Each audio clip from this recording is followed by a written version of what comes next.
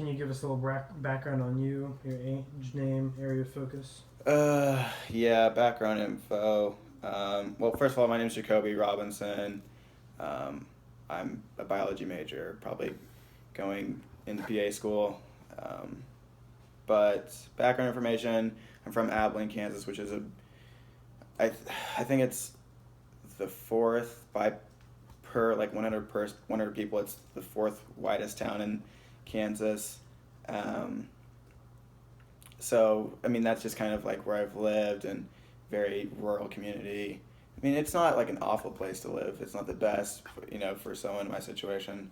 But so I've had a lot of different perspectives than people that live there, and different black people. But 20 years old, living the life.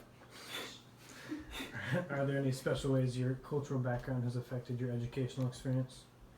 Yeah, I for a lot of times I notice, like in like school, I'll notice how a lot of Black history gets cut out and then it gets crammed into 1 month, into February, and so I've always noticed that, but like, I guess in a very like literal sense, like just in my classes and all those things, I don't think it's really affected me too much. Like I'd say for the most part it hasn't really, in school and that kind of thing, it hasn't really affected me much. I probably shouldn't record this, but the shortest month of the year. Yeah.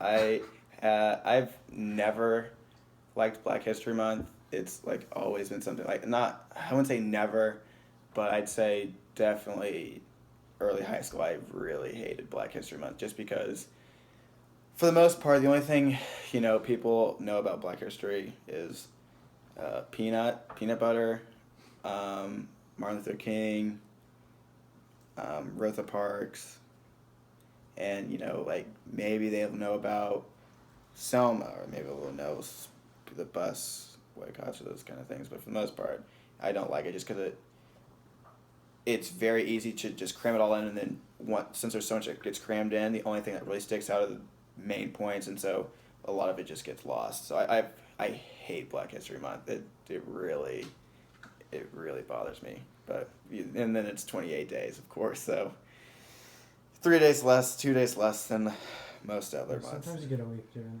it. Yeah, sometimes you get 29, and that's a good year, and you can get in maybe like Malcolm X. No, probably not. You'll never get Malcolm X, but. What do you think about like what they leave out from Black history? It's pretty significant. Like it's pretty significant. Like I like for the longest time I'm like, oh, looks like white people have just been doing everything, and then like whatever, they not saying like it's wrong, but it is. But a lot of the important, like you get a lot of it gets, if it does get covered, it gets glossed over very quickly. You buzz over Harriet Tubman pretty quickly.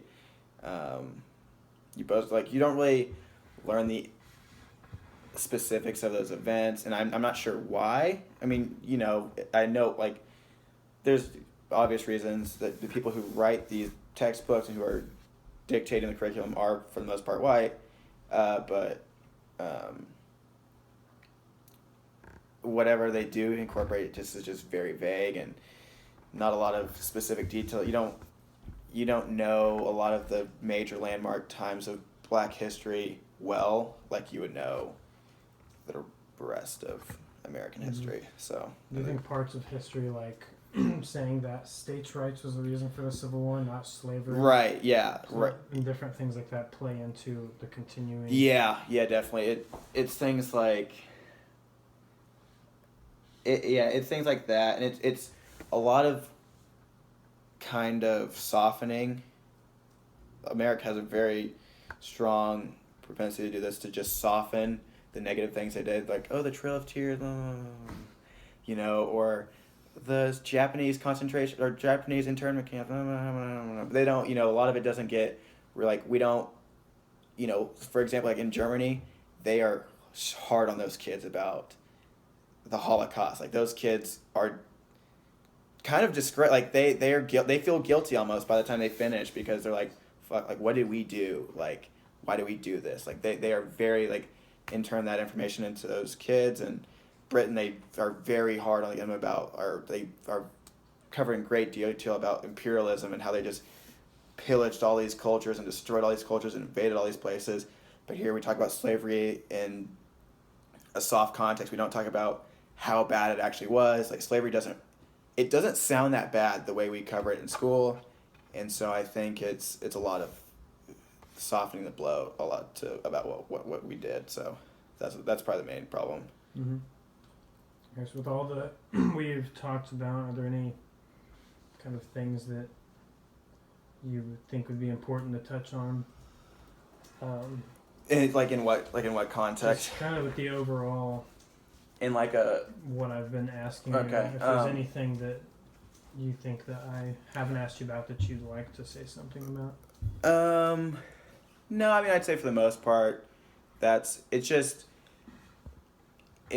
think an important thing I always think, something I kind of like think about a lot is right after Obama got elected, everyone was, going crazy. We're in the post-racial period of history, like we're past racism. And in a lot of ways, I think that, his presidency was landmark for the country. Like it was an important moment for the country that we were able to say, yes, we're somewhat okay with a black president. He was under a microscope for it, but, for the most part, it was good. But it almost, I'm not going to say set us back, but it made it a lot harder than after that to talk about race, because people they saw this huge landmark thing and assumed that everything else was fine. They're like, oh, we're not racist anymore. And I think in that became a problem. And so I think it's just important that people, they keep that in context. Like, oh, like that was an important landmark point, but it's like in the 1960s, like when they passed the Civil Rights Act, it wasn't like, oh, we're in the post-racial era now because we passed this legislation. It shows progress, but there's a lot of more subtle things that people, and I know like people get annoyed with I have to tiptoe, I have to be politically correct, I have to do this. No, you just have to understand that your culture is very different, or not even very different. It's just an acknowledgement of the fact that there are other people around you. It's a very, I'd say it's more important that people just focus on not being tunnel visioned. People are able to step away and like take another perspective from someone and like try to understand why they might be acting the way they are. Just something you would do hopefully as a good person anyways, but not always. Do you think that's changed with Trump? The culture of how we've treated that? Yeah.